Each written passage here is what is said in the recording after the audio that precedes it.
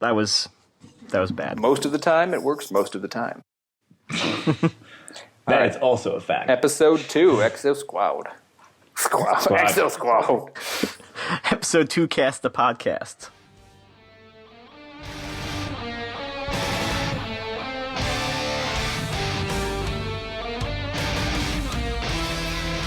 Hi, everybody, and welcome to Exo-Squad Episode 2, The Seeds of Deception. This is Exo-Squad Goals, the Exo-Squadcast podcast. I'm Chris Mastalone. I'm Ryan Harnedy. And I'm Ryan Harnedy. Every time. And I'm Chris Ferrantino. And you know, for a split second, I think every time that maybe he is Ryan Harnedy. Maybe I've been confused these past 10 years. A man can have dreams. Me too, and I am Ryan Harnedy. So, again, we're talking about Exo-Squad, a great children's cartoon. We're three grown-ass men's. One children's cartoon. Different kind of website for that. So this is episode 2, Seeds of Deception. Last we left our intrepid heroes. They were fighting the pirates. Wolf Bronsky was in trouble.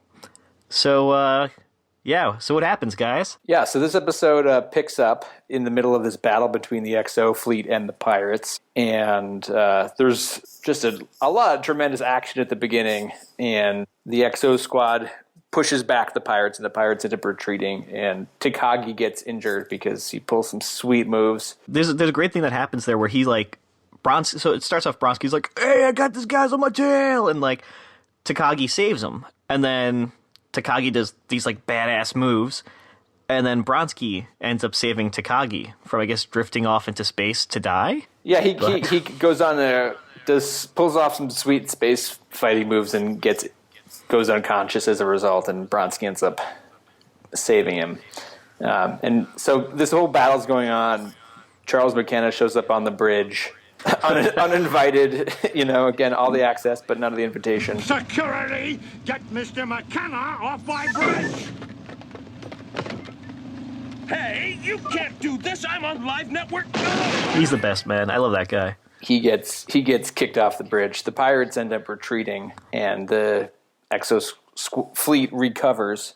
But actually, a lot of this episode takes place on planet Earth, city of Chicago, where we are introduced in kind of an amazing bar in the middle of the afternoon to Sean Napier, who's drinking alone and gets into a bar fight, beats up a guy because he wants to watch the news. We find out that Sean Napier was kicked out of the Exo squad, the Exo fleet, because he was too hot-tempered, and he's now working as a cop in Chicago, and he is tasked with being the security detail with his partner, who's super chummy and happy to be a cop.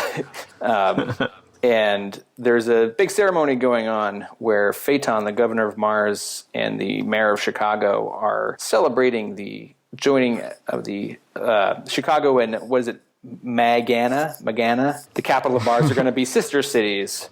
To celebrate 50 years of peace between the Neo-Sapiens and the humans. But there's a bunch of elderly racist people at this ceremony who are yelling, "Down with Neo-Sapiens." Thank you, Mr. Mayor. And thank you all for such a human welcome. Where were you 50 years ago? How many humans did you kill? You can't trust Neo-Sapiens! We remember what you did! Yeah, they literally yell the only good sape's a dead sape, they're not... It's very Planet of the Apes. All the young people, I think, are cool with Neo-Sapiens. No, but you do get the idea. So the people who are yelling at this event are much older, right? And they've lived through this rebellion 50 years ago and feel very strongly about it. Yeah. There is an assassination attempt made on Phaeton, and Napier, our cop, saves the day, but gets shot in saving Phaeton's life. Who could care less that someone just tried to shoot him? He is stone cold. Yeah, but then Phaeton tries to shake his hand, and he refuses because Napier himself is anti-Neo-Sapiens, and he will never forget what they did. Even though he's too young to have lived through it. Like, this is how bad it is on Earth. There's not even, like, an active term for being racist towards Neo-Sapiens. It's just kind of accepted, you know? It's like space apartheid is still going on. So that's a big part of the episode. Later on, we see Bronski taking care of Takagi and their bond deepening, and Bronski nurses Takagi back to health. We're lucky to have Kaz in the squad. He did some real flying out there. Saved my life. You look bushed. Come on, take a break. We'll raid the mess hall. Lieutenant, I better stay here. In case the punk wakes up, you know. He might need something. Sure, bud. I understand. We see that Napier, you know, he has the opportunity to get his badge back after he's kicked out of the police force if he shakes Phaeton's hand in public, but refuses to do so. So he's kicked off of the force for good. Is almost run down by Phaeton's car later in the episode. And then we kind of end the episode with the Exo squad chasing the pirates deep into pirate territory. There's a great moment where the pirates are ready to die. Sabaka's ready to kill all the pirates in one last battle, and Mustachio, his number 2, says, "What about next time?" And he sounds like he's genuinely never thought that there's like so Simbaka's like, if the pirate clans must die, so be it. And then the guy's like, what about Mustachio's like, what about the next battle? And he goes, the next battle? On our own ground. He's like the captain, he's like the Captain Marcus of this. Like he's a military leader who's never learned tactics. If the pirate clans must die, so be it. Admiral, as long as there's life, there's hope for the next battle. The next battle on our own ground. It's like, what about next time? Wait, what? Yeah, because the guy's even like, you know, when they're on our moon, we'll have an advantage. And Sabaka's like, yes, we will have a home field advantage. Like, I thought of this myself, didn't I? Yeah, great idea, Simbaka. So then the fleet chases them back to their moon, and Winfield wants to do a reconnaissance mission with the E-frames, and they go out and they get into a confrontation with one of the pirates and get called back. To all E-frames, this is Captain Marcus. Return to carriers immediately. What? So they have found the pirates, but they don't really know kind of what the lay of the land is. And Captain Marcus decides just to send in the Exo fleet without really knowing what traps await them. Whereas the E-frame pilots think, no, they should go in because they could do it, you know, a little bit more stealthy and cause less of a panic and do some reconnaissance. But good old Captain Marcus is just, forget about it. Let's just attack. I don't care what could be there. Nothing. I'm sure nothing bad will happen to us. And even Sabaka's surprised. He's like, wait, what? They're not launching the E-frames? Okay.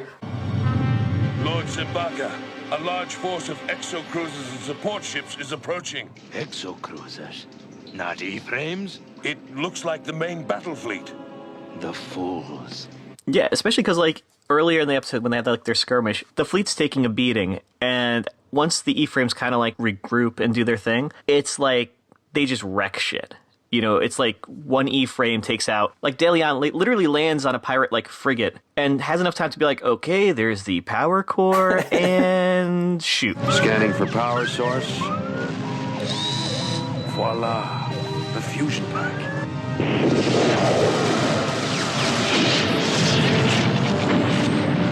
The whole thing blows up, 500 people are dead, you know. They're insanely powerful, and then Marcus is just, nope, let's just go headfirst into the, you know, the abyss, see what happens. Yeah, you have this tactical advantage, which is these little single fighters that are maneuverable and powerful, but no one ever wants to use them. It would be too easy. What do you guys make of Sean Napier? He's going to become one of our main characters, right, throughout the show. Kind of not a great dude, right? Look, take it outside, pal, or I'm calling the police. Sorry. I am the police. No, he's like the fucking worst, that guy. Like, he is a total... Okay, first of all, can I just say, after he beats up that guy in the bar, he doesn't even pay, he just throws like a handful of like bugles onto the bar. And it's like, call it a day. Here's some Cheetos. These are the bar's Cheetos, sir. You're welcome. Yeah. I mean, he's like super racist, a complete dickhead, yet the show kind of puts him like, no, care about this guy. You'll see why. That's a bold choice, man. So this is one thing that I do like about Exo Squad a lot, is that it does do a lot with like different people who maybe aren't all black and white and aren't really good people.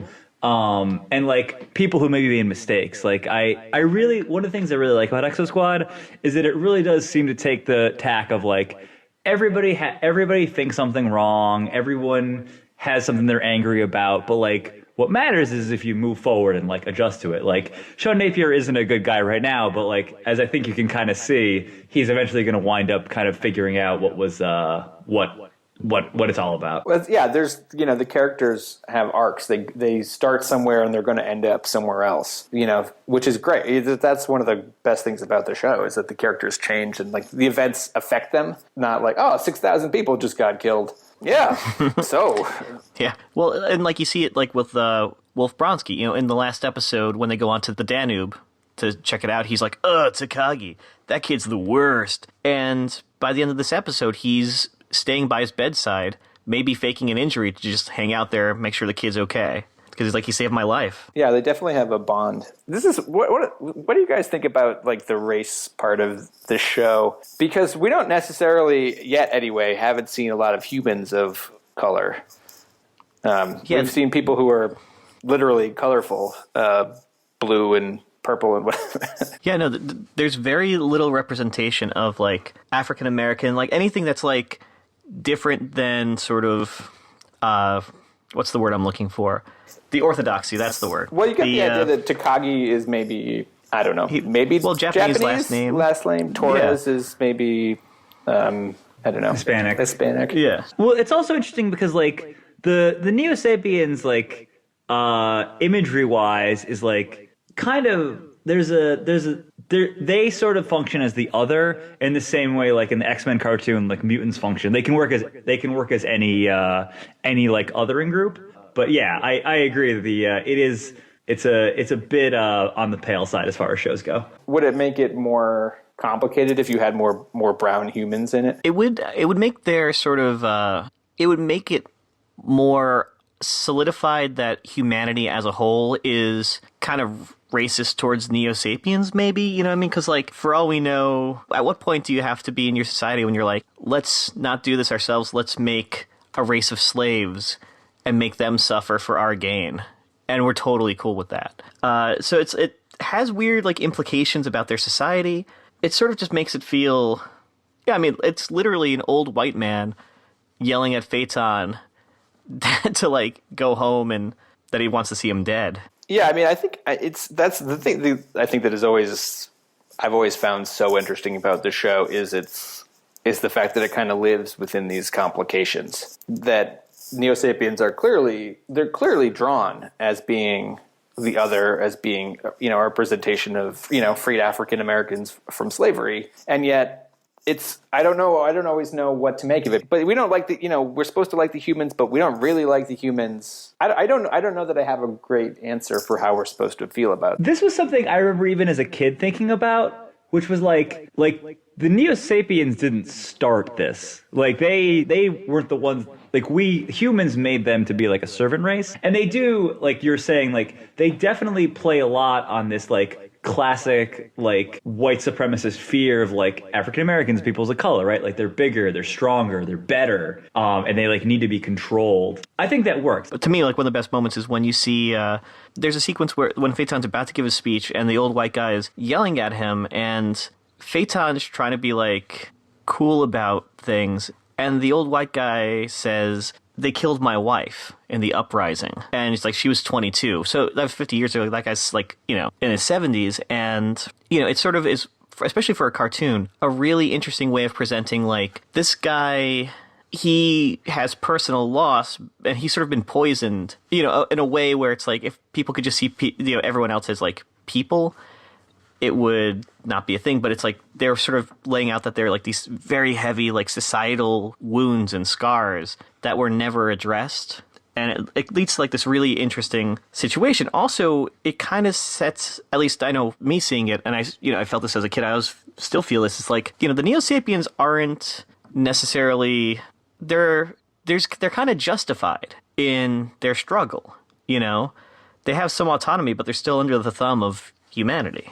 Yeah, like one of the things that always made me feel really like a very uncomfortable scene is when like Phaeton is going to see Napier and like thank him for saving his life.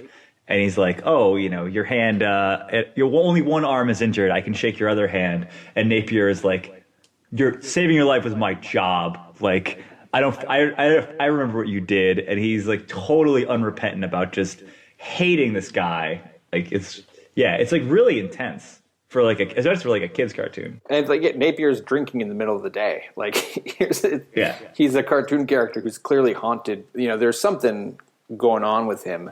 Well, especially like, you know, you have, it's sort of like one of these things where, again, what the show does super well is make you feel like there's a much larger world than this slice that we're seeing. And in that moment, you have, you know that Napier was in the military and he was a hothead and he won't shake Phaeton's hand. And that right there is kind of, you understand why Phaeton feels the way he does. Because they never got what they wanted, you know, and all they got for their strive for freedom was hatred from these people and from humans. I mean, everyone's complicated in the show, which I think is interesting. I think that I always come back to this, which is, should you just make something where, or should these, I don't know, cartoons or movies or TV shows just be very straightforward and clear, or should there be these levels of complication that exist?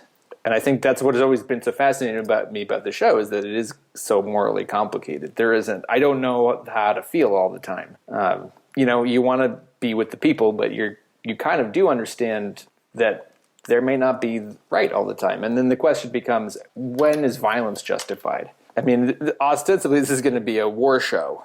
And then at what point does the ends justify the means? Are the Neo-Sapiens wrong for wanting to rebel? It doesn't seem like it, but at what point is it too much or too far? I don't know. Yeah. Oh, I'll say there's a theme, and they bring it up a bunch of times of like people like trying to avenge the past, and it never working. The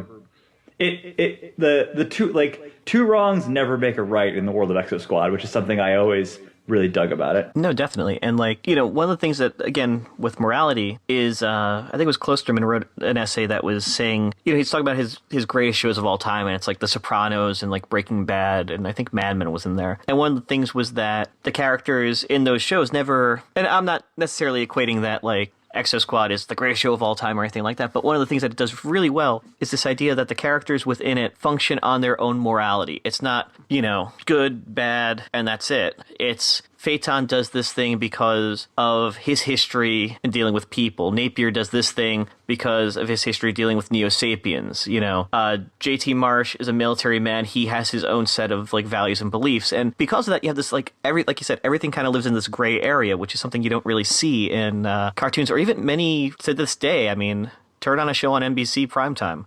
It's not going to be there. Yeah. No, I mean, and I'd be curious to know, like, did they intentionally draw the humans with a sort of pale complexion in order to highlight the differences, or did they, yeah, you know, because clearly they're race conscious, but I also, you know, one of the thing I think about, like, retrospective analysis is that, you know, when you look at print advertising from the 1950s, there was all white people because society had dictated that that's what it was. So I wonder if they were thinking like, oh, let's not have too many people of darker skin to really highlight the differences between white people and colored people.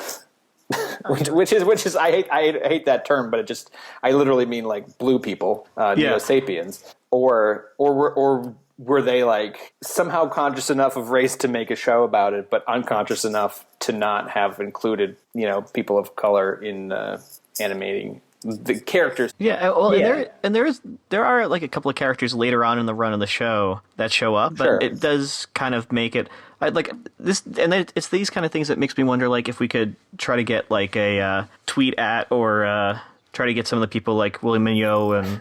I guess Jeff Siegel may not be doing stuff, or is. I hope he's still standing outside a brick wall with his aviators. which is the best. Look up Jeff Siegel's IMDb photo. It's the greatest thing you'll ever see. It's so good. Literally, it's like from 1986, and it's just him in aviators, blonde mustache. I think he's the inspiration for all the hair in this show. By the way, his like in that picture, he has that like little poof of hair, but. Yeah, you know, it makes me wonder if we could like get in touch and ask these, you know, the creators, like sort of what their thoughts were, you know? Can I say, as an aside, I don't love the term people of color because it implies that there's people and then there's people of color.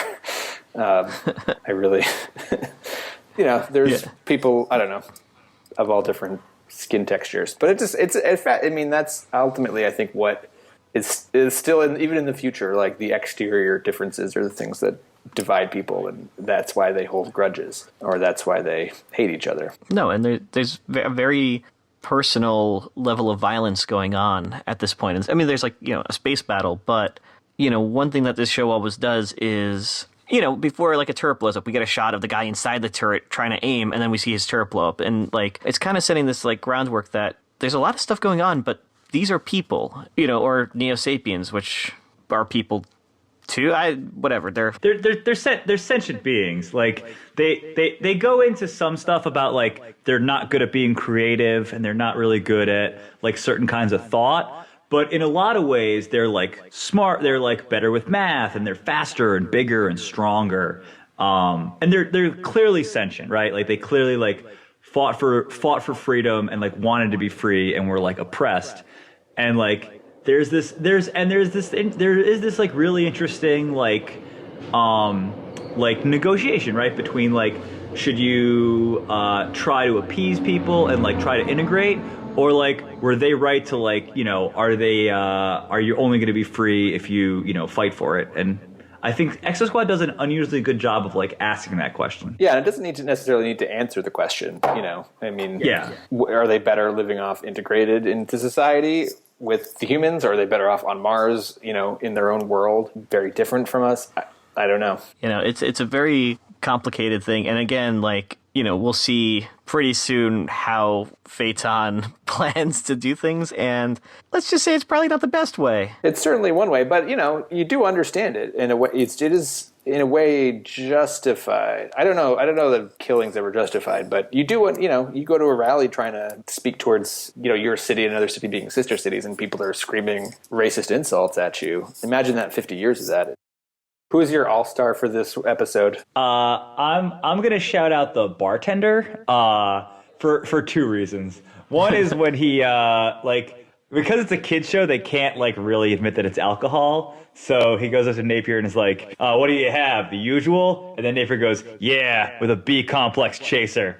Been a lousy day." Like it's the future, so like people just like put vitamins in their drinks. And he also like he has like a samurai like top like back knot, but otherwise he looks like Peter Sagal from wait, don't tell me. Who you got, Masculine? Oh man, again, I would say, I'm going Mustachio, because again, this is an episode with a ton of amazing one-liners. You have Napier being like, he gets hit by a car, and this punk he was going to bust for like graffiti. It's like, hey, dude, you okay? You okay, man? I got shot, and that's the best thing that's happened to me all day. Marsh has a great thing about, what is it? It's like the only battle that matters is the next one. He's like talking to nobody. He's like watching tape of the last battle. He's giving a monologue about war, like what you could have done right, what you should have done, what you didn't do. The only thing that matters is the next battle. You can review the tapes 1,000 times to see what you did, what you should have done. But the only battle that really counts is the next one. Exactly. But I would say Mustachio, again, for that moment we were talking about where, Simbaka's like, this is where we die gloriously. And he's like, or we could go to our home and not die. He's like, oh, yeah. That. And like, just that guy continues to deliver over and over again. He's so good. The next battle? Yeah. Who you got, Chris? I'm going to go with Napier's partner. Who's just really like, Napier comes out of the building and they're like, hey, did you get your job back, buddy? And he goes, no, I quit. He goes, okay, well, see ya. Well, old buddy, did you talk to the captain? Yeah, we talked. That guy is just the happy partner. And he's probably going to die, but for these moments, he's just living his dream life. And nobody else is happy, but this guy's pretty happy. So yeah, he's living his best life. He's going to be like, oh, there's a kid in it, and just like explode, I do love all the just the sheer amount of like red shirts in the show. Just all the other people, whatever you want to call them, all the extras and the other characters. It's always great when you see like, and the pirate battle this happens when you see there's like a woman with the puffiest hair in Bronsky's style of E-frame, but it's like mauve. Or it's like some weird off color. And, it's like that character totally exists because they're just going to fly towards like one of the pirate ships and get blown up to show. It's like the, there's always like in the X-Men, there's always that one X-Man that's like not really important. That's his sole, Wolverine was kind of this because he couldn't like get killed. His sole job was to like be like, oh, there's a new mutant and like run at that thing and get zapped to show what the mutant's power is. Yeah. So I feel like those like the other squads are kind of there to be like, well, if Abel's squad was really shitty at their jobs, this is what would happen. The last thing I want to point out before we cut loose is this begins a trope that I really enjoy, which is like, because De Leon doesn't have a super defined character, every once in a while they'll just have him say one French word so you remember he's French. Like when he lands on the ship, he's just like, voila, the reactor. Well, I think that's one of the things about it is that, are these supposed to be like Americans, or is De Leon actually supposed to be like a Frenchman and Takagi is supposed to be a Japanese man and Torres is a Mexican woman? You know what I mean? Like, are they actually supposed to be from the different countries of Earth, or are they just like Americans, like 8th generation Americans? Yeah, I think they kind of imply that like the Earth has kind of become homogenous, like it's all one government. But yeah, I mean everyone. Also, because the same 4 people are voicing every single character, they all sound American. We're super diverse. We've got Swedes, Norwegians, Icelandics, English, a couple of Germans, Scottish, Germans.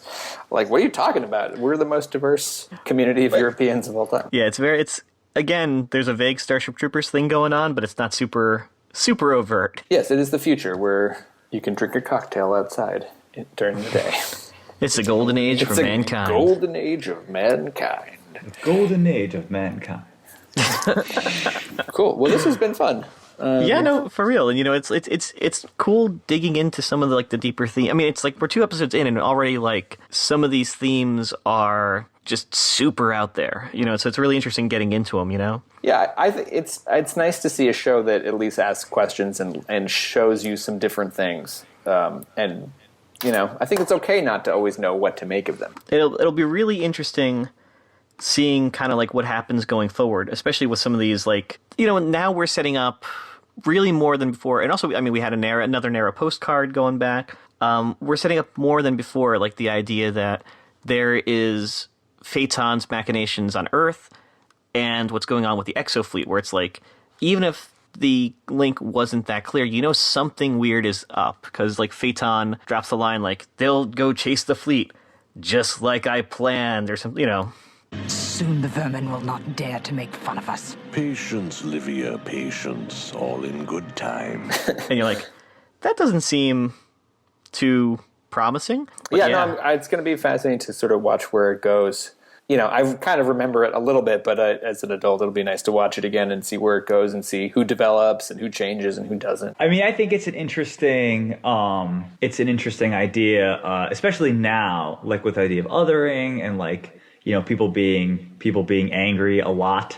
I think it's cool. And I actually, I remember really, really, really liking the Napier stuff, so I'm pretty pumped. No, definitely. Like when it gets into sort of when shit starts going down on Earth, his like story is pretty cool, because going back to the whole like idea of like different moralities, he's a hot-headed racist guy, and he's gonna end up being one of our point of view characters, and then you contrast him with, again, like Marsh and people who are more controlled and more calculated in how they approach the objectives, and you're like, it's interesting seeing how they're going to bounce off each other and be contrasted. Yeah. Okay, guys. Well, the next episode we're going to cover is episode 3, season 1, Hidden Terrors. Again, these have the best names ever.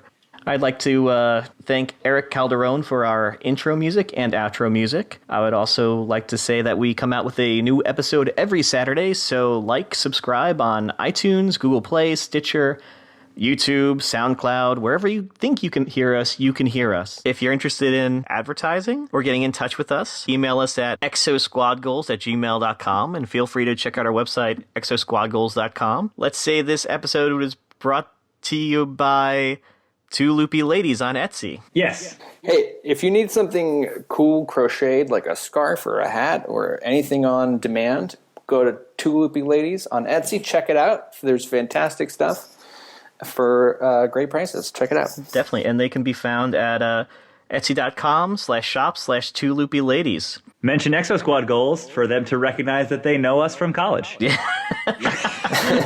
that they are secretly ashamed to know us. Dude, hey, I heard about you guys at Exo Squad goals. Well, I'll still do your work. Yeah. Type in the code EXO for extra shame. And if you have any Exo Squad toys, feel free to email exosquadgoals@gmail.com, and we will grade them for you or talk about. Hells yeah, we will start a gallery of your Exo Squad toys. We will judge them severely and brutally. I mean, you're not going to feel good. It's going to be like you're going to hurt like emotionally for a long time, but it'll be worth it. Yeah. Like Sean Napier says, I got shot, and that's the best thing that happened to me all day. Or Bronski says, I had a couple of shots, and that's the best thing that happened to me all day. Oh man, I do want to shout out the Bronski line of the episode though, which is when he grabs Kaz and he's looking in the cockpit. He just goes, "You did it, punk! You hurt him bad!" and just is like staring at Kaz. You did it, punk! You hurt him bad!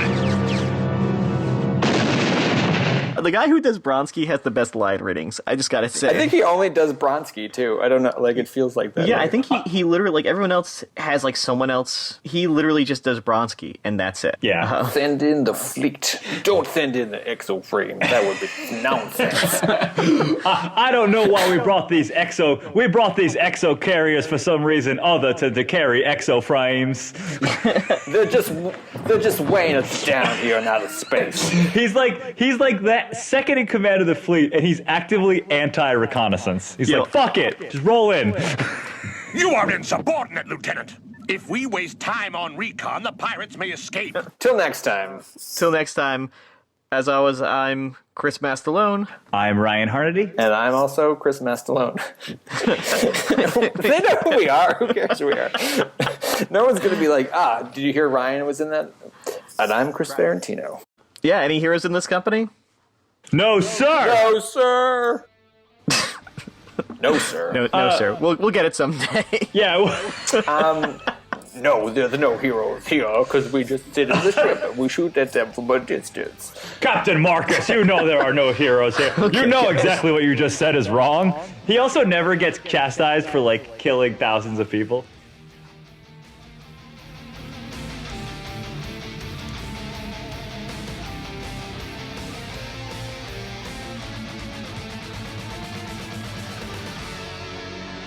Can I just say, the guy who does Wolf Bronski, he's got a bunch of other credits for his voice, but he did the voice of Conan the Barbarian in the Conan the Adventurer cartoon.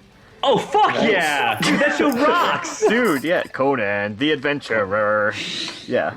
He fucked up those snake people, man. That show ruled. Yeah, with the little phoenix bird with the pomegranates. I remember that Yeah, shit. man. That show was awesome. Yeah, dude.